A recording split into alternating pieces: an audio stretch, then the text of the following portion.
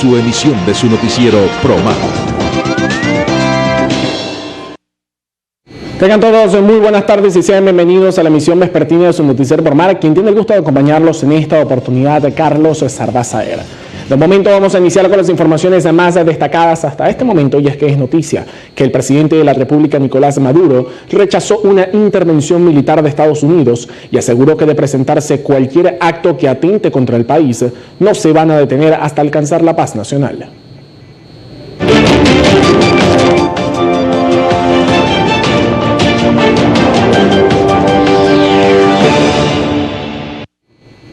El jefe de Estado criticó las acciones que emprendieron este martes funcionarios de la Guardia Nacional Bolivariana y agregó que no se pueden permitir los robos de armamento para atentar contra la soberanía nacional. El mandatario nacional también agregó que el mundo admira la capacidad que ha tenido el gobierno y la sociedad venezolana para resistir a las acciones que atentan contra la paz. Asimismo, destacó que dio la orden a los cuerpos de seguridad del Estado a detener a cualquier persona que busque desestabilizar la nación.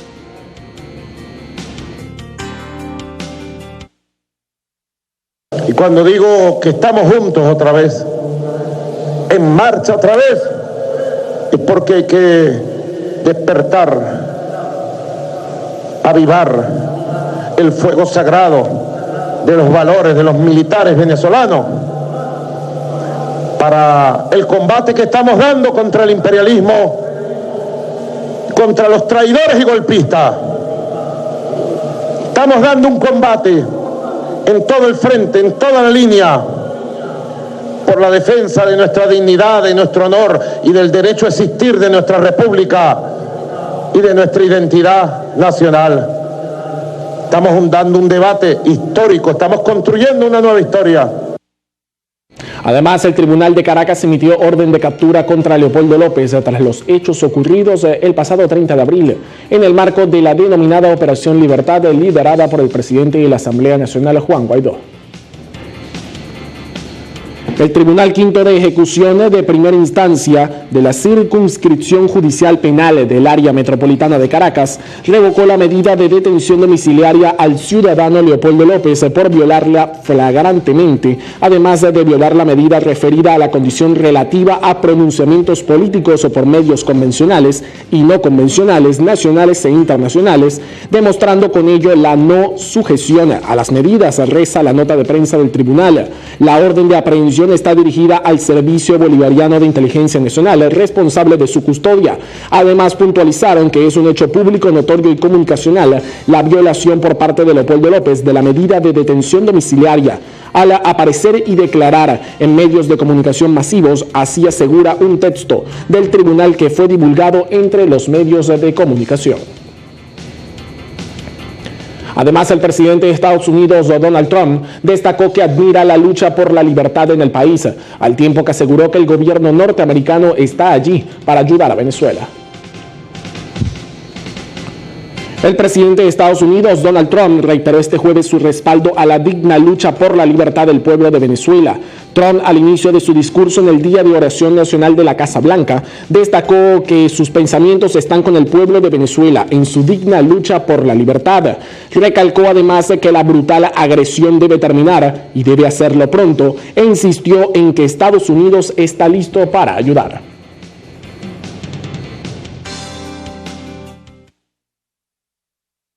Quiero comenzar enviando nuestras oraciones al pueblo de Venezuela en su legítima lucha por la libertad.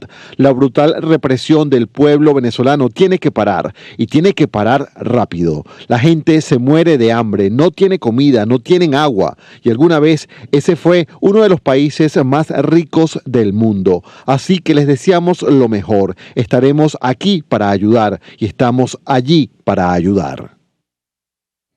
Además, tras el llamado a la calle emitido por Juan Guaidó, el director del Foro Penal, Alfredo Romero, informó que han registrado al menos 220 personas detenidas por protestar durante los días 30 de abril y 1 de mayo. Romero detalló que la ONG también tiene ya confirmado a 3 fallecidos durante las jornadas de protestas antigubernamentales, entre ellas un menor de edad, y señaló que están verificando una 4ª persona asesinada.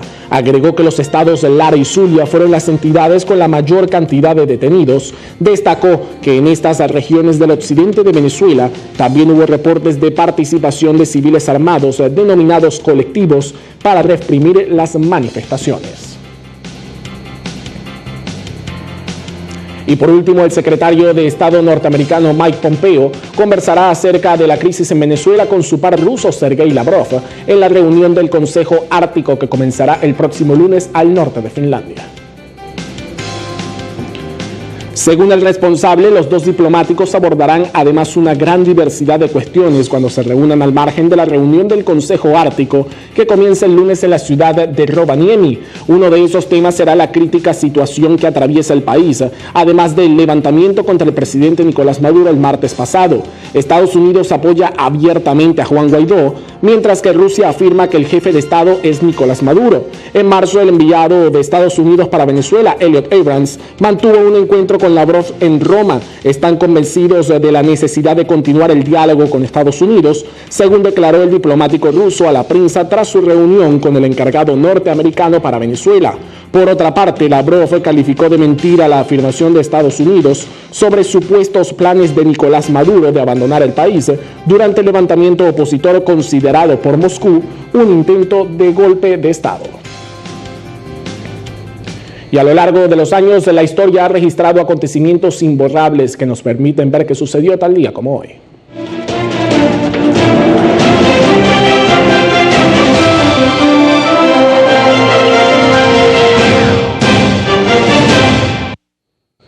Tal día como hoy, pero en el año 1519, muere Leonardo da Vinci, un extraordinario escultor, ingeniero, arquitecto y auténtico genio del Renacimiento. Además, es considerado uno de los más grandes pintores de todos los tiempos. Leonardo incursionó en campos tan variados como la aerodinámica, la hidráulica, la anatomía, la botánica, la arquitectura, entre otros. Da Vinci es el autor de la pintura más famosa del mundo, la Mona Lisa, pero ese es apenas uno de sus tantos logros históricos, tomando en cuenta que entre otros también se destacan algunas ideas con las que el polímata florentino se adelantó a su tiempo, como el método científico. Leonardo nunca recibió una educación formal, algo que de lejos de ser una desventaja le permitió crear sus propios métodos de acercamiento al conocimiento y cuestionar las dogmas. Entre otras ideas, también tiene el corazón, que es uno de los trabajos, y sobre todo los dibujos de Da Vinci como anatomista son de los aspectos más famosos de su faceta científica. Sin embargo, pocos saben que fue el primero en describir al corazón como un músculo y como el centro del sistema sanguíneo.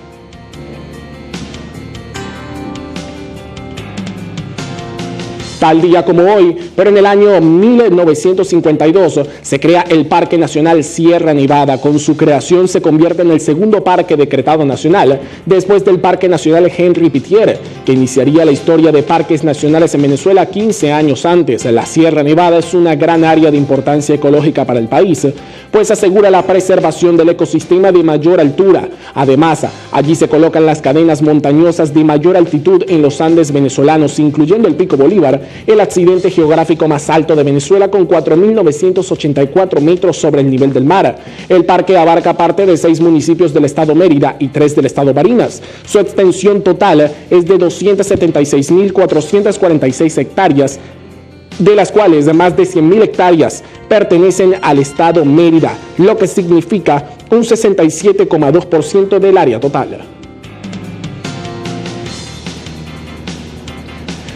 Tal día como hoy también se celebra el Día Internacional contra el abuso, contra el acoso escolar, o Día contra el Bullying. El bullying es definido como la injusticia o abuso de poder que sufren los escolares en las aulas. Los niños o jóvenes que sufren acoso escolar por parte de otros estudiantes o son testigos de situaciones de violencia de forma reiterada tienen un menor rendimiento académico a corto y a largo plazo.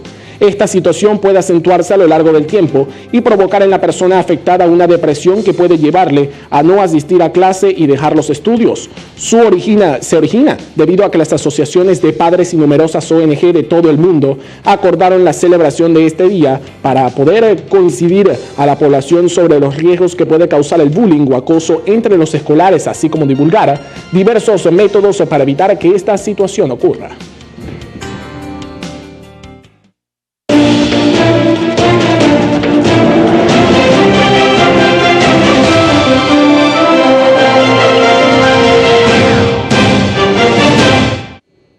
Y en nuestra sección en imágenes conoceremos el Real Monasterio de San Lorenzo del Escorial en Madrid, España.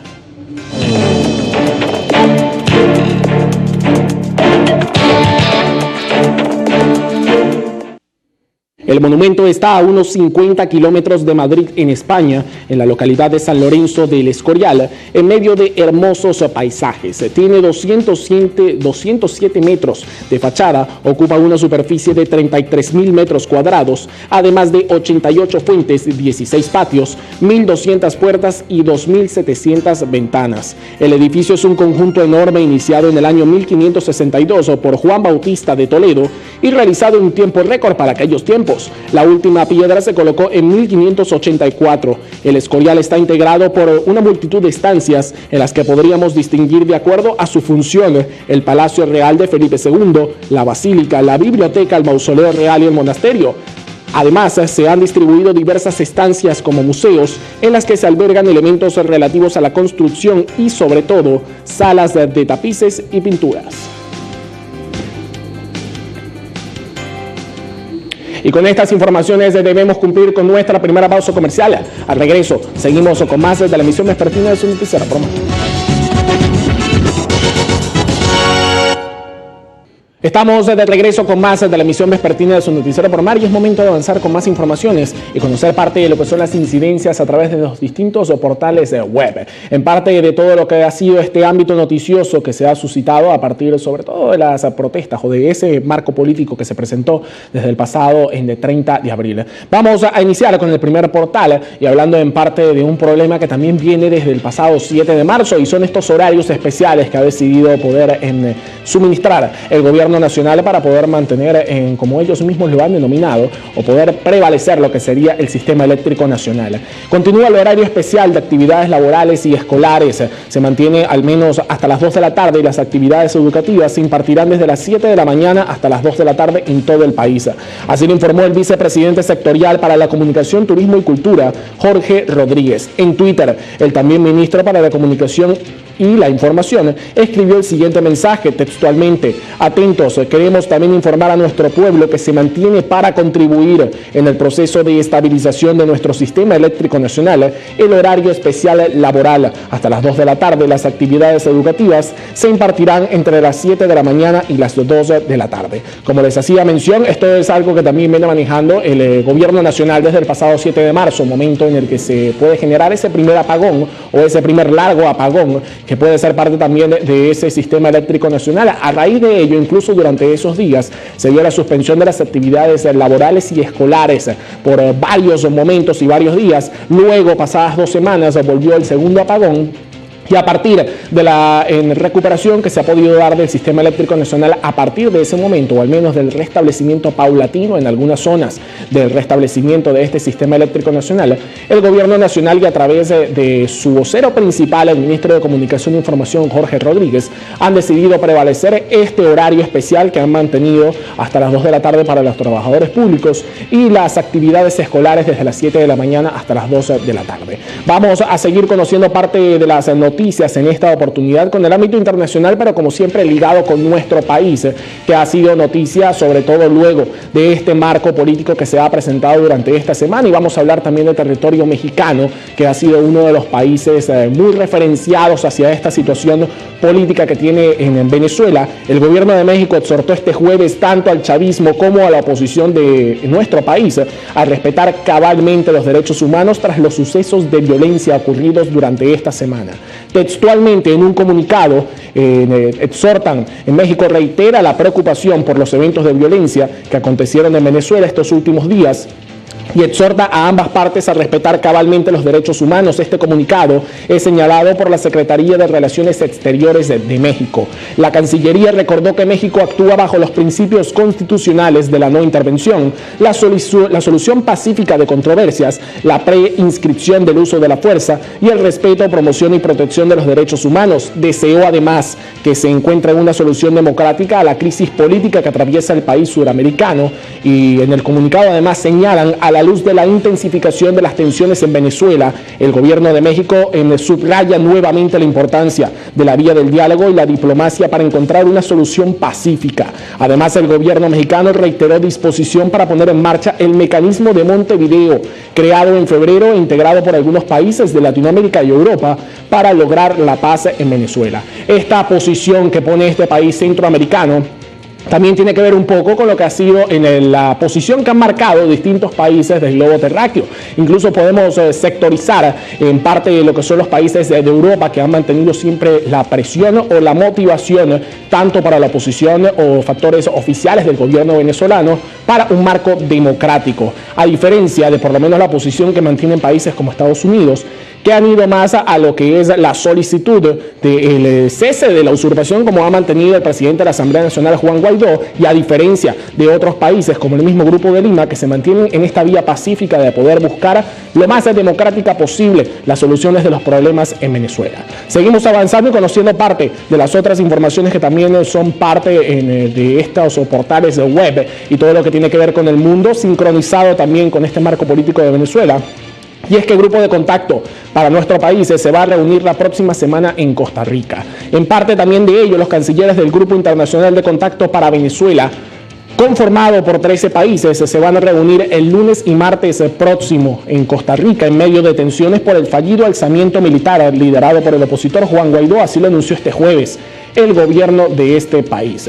La cita ministerial comenzará la noche del martes en la sede del Instituto Interamericano de Cooperación para la Agricultura en las afueras de San José y va a concluir el martes. Así lo indicó la Cancillería costarricense en un comunicado.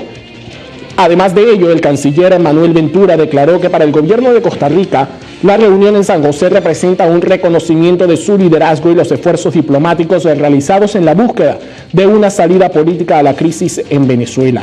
El grupo de contacto está conformado por Alemania, Francia, Italia, Países Bajos, Portugal, España, Suecia y Reino Unido, así como Bolivia, Ecuador, Uruguay y el país de Costa Rica. El foro internacional fue lanzado el pasado 7 de febrero en Uruguay con el objetivo de ayudar a hacerle frente a la crisis humanitaria en Venezuela.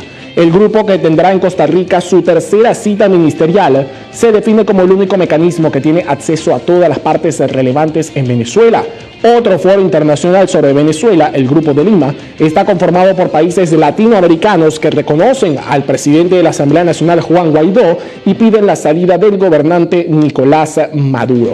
En parte también de lo que veníamos hablando, parte de las posiciones de cada uno de los países, sobre todo a este nivel centroamericano, incluso si podemos apreciar en parte de esas reuniones o parte de los países que van a estar en esa reunión.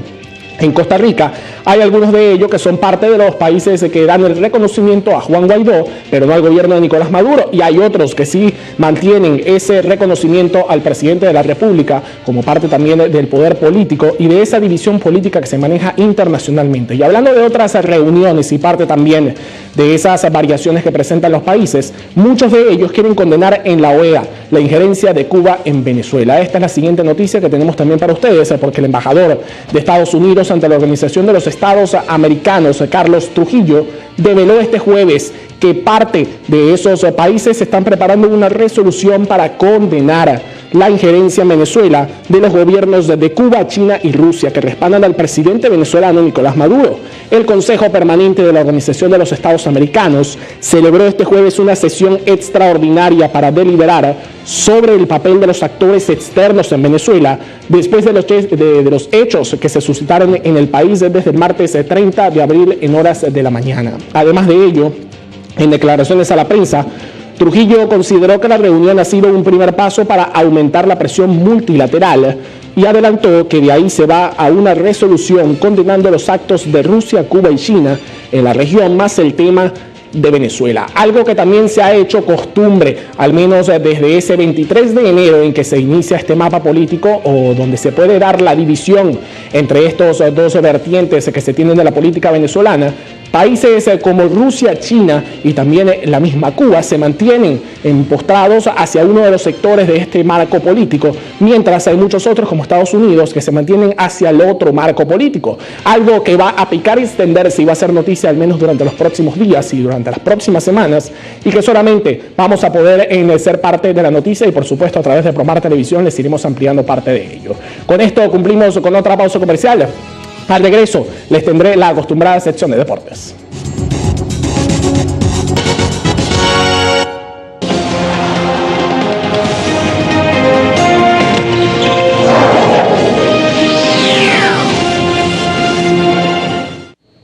Y ahora sí damos inicio a la sección de deportes de la emisión vespertina de su noticiero por mar, y vamos a tener el día de hoy a un invitado especial que luego también de haber sido parte de la historia de todo el karate venezolano, buscas ahora un nuevo paso. Estoy acompañado por Freddy Valera. Bienvenido a Promar Televisión, Freddy.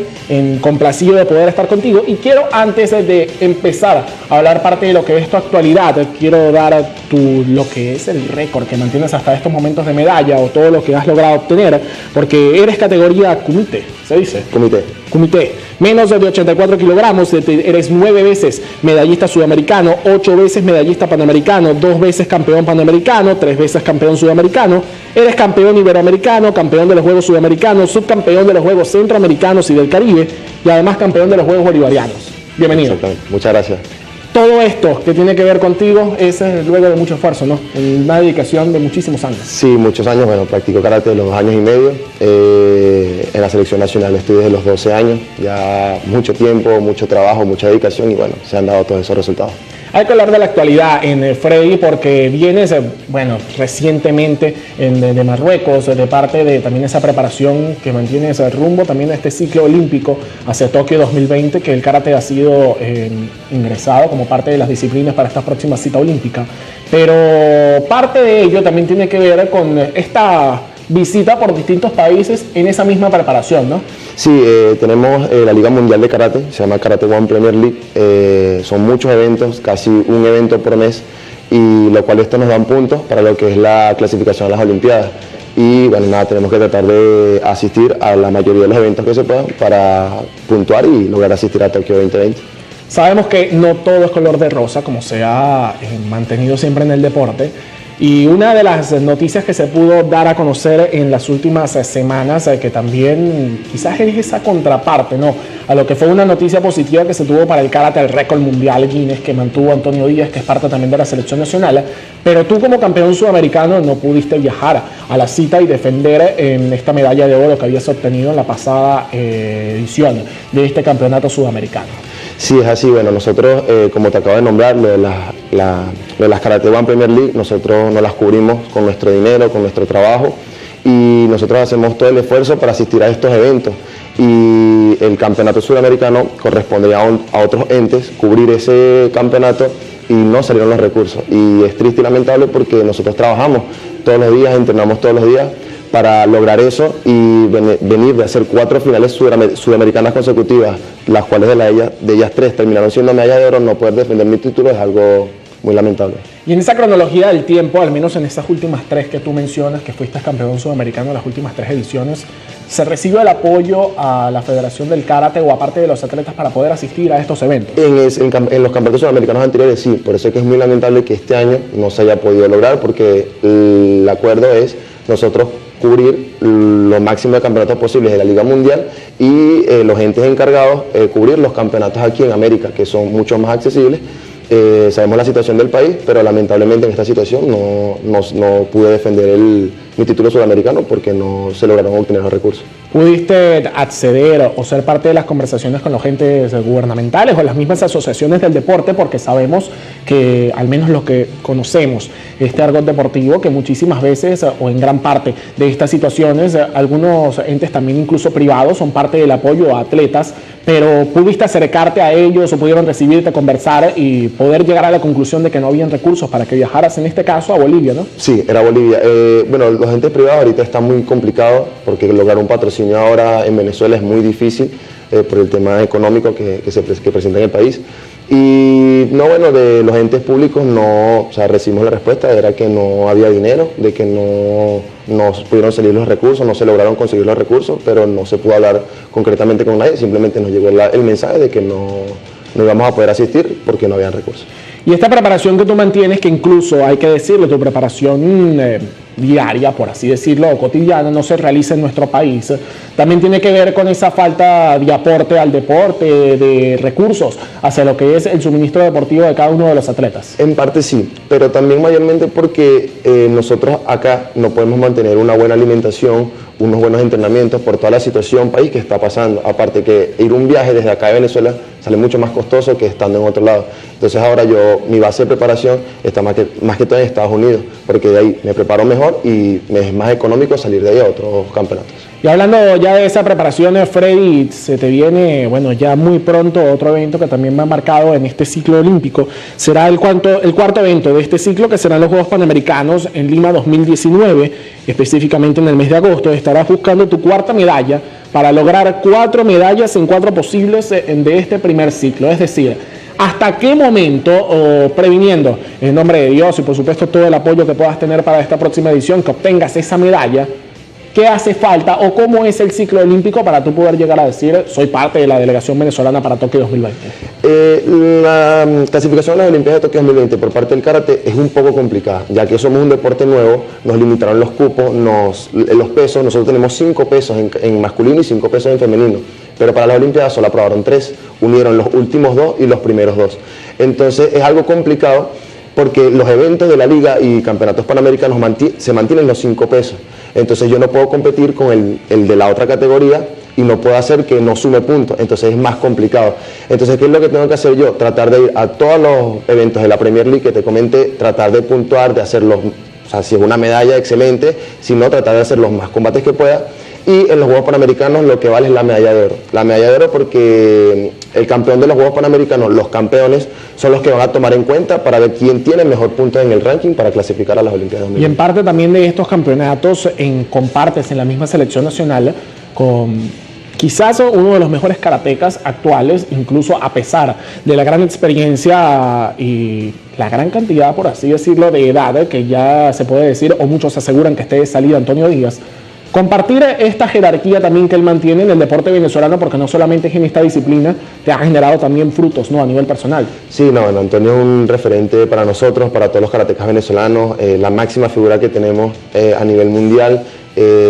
Todos queremos llegar a ser como él, llegar a tener el respeto que tiene a nivel internacional y toda la jerarquía que tiene, y compartir con él en cada viaje y cada evento, de verdad es una experiencia increíble. Él está ahora quinto en el ranking olímpico, algo que es muy difícil clasificar por nada más puntos, porque clasifica nada más los primeros 4 solo por ranking, y que él esté ahí es algo excelente, o sea, asegura una representación casi segura de Venezuela en Tokio 2020, y de verdad es una alegría para nosotros que tenerlo todavía con nosotros. Y la responsabilidad, Freddy, de poder tener el peso de la bandera venezolana, y te lo pregunto porque sabemos y hemos hablado ya de lo complicado que es poder representar al país en distintas competiciones.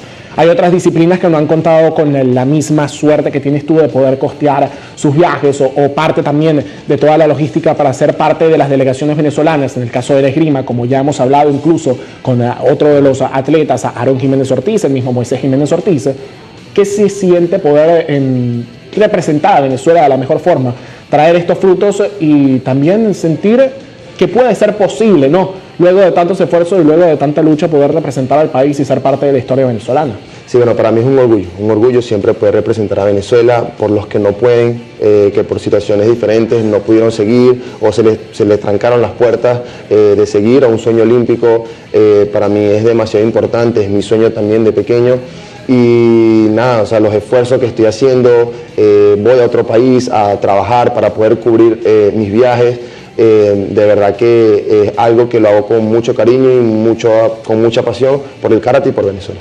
Se vienen los Juegos Panamericanos que resten del año 2019, al menos que de lo que podamos permitir, ¿no?, decir que ya esté pautado y parte de esa preparación, porque sabemos también que esta preparación que mantienen los atletas o parte también de estos venezolanos A pesar de que tu núcleo esté en Estados Unidos, vienes de Marruecos también de parte de tus presentaciones, vienes de distintos países. ¿Qué resta en el año de 2019, a pesar de que estemos apenas recién saliendo de este primer trimestre y rumbo al segundo trimestre? Bueno, para los Juegos Panamericanos, antes de los Juegos Panamericanos, tengo previsto lo que es la Premier League de China en Shanghái, la Premier League de Moscú en Rusia, y tengo la Serie A de Canadá también, antes de los Juegos Panamericanos.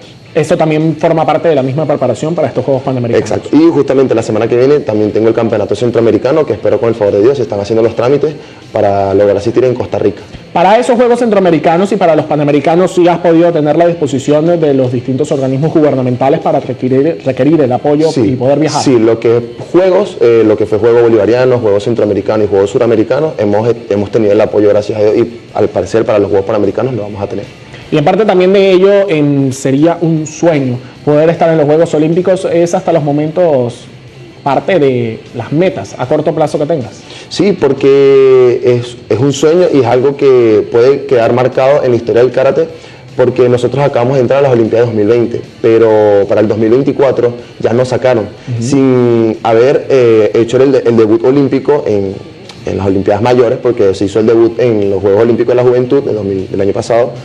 Y nos sacaron injustamente sin ningún motivo, y puede quedar marcado una clasificación a una olimpiada, una medalla olímpica de aquí hasta sabrá Dios cuándo que el karate vuelve a entrar a una olimpiada. Entonces puede quedar marcado en la historia del karate. Y a nivel ya de jerarquía, por así decirlo, en un Antonio Díaz que ya hicimos mención, sabemos ya lo que es compartir con él, pero ya Freddy Valera en rumbo a lo que sería esa en participación, Dios mediante, en esos Juegos Olímpicos o con esa medalla en los Juegos Panamericanos, ¿qué sería la máxima meta que tú tendrías ya como karateca? Porque Antonio no se tenía planteado un récord Guinness, o por así decirlo, el récord Guinness le cayó de sorpresa, luego de haberse dado cuenta de que tenía N medallas, de poder ser parte de estos ciclos de karate. No, lo de él es algo de extraterrestre, ¿sabes? 8 medallas mundiales, es algo que, es más, como tú dices, sin darse cuenta, capaz, él solo hace el trabajo, entrena y va a los mundiales y gana y se mete en los podios, y que no se dé cuenta de eso es algo impresionante. Y bueno, un sueño, medalla olímpica, clasificación y una medalla mundial sería excelente. Ya si son 8 medallas como las de Antonio, bueno, mejor. Y para finalizar, Freddy, ya el mensaje a todos los que son parte también de tu carrera, porque te apoyan, quizás algunos no conocen que tenemos a un atleta de tal envergadura en nuestra región, que sea parte de la Federación Venezolana de Karate. Ese mensaje a ellos, a que también se sumen al apoyo a los atletas, porque sabemos lo fundamental que es también para ustedes como atletas venezolanos ese apoyo de sus compatriotas en cada una de estas competencias.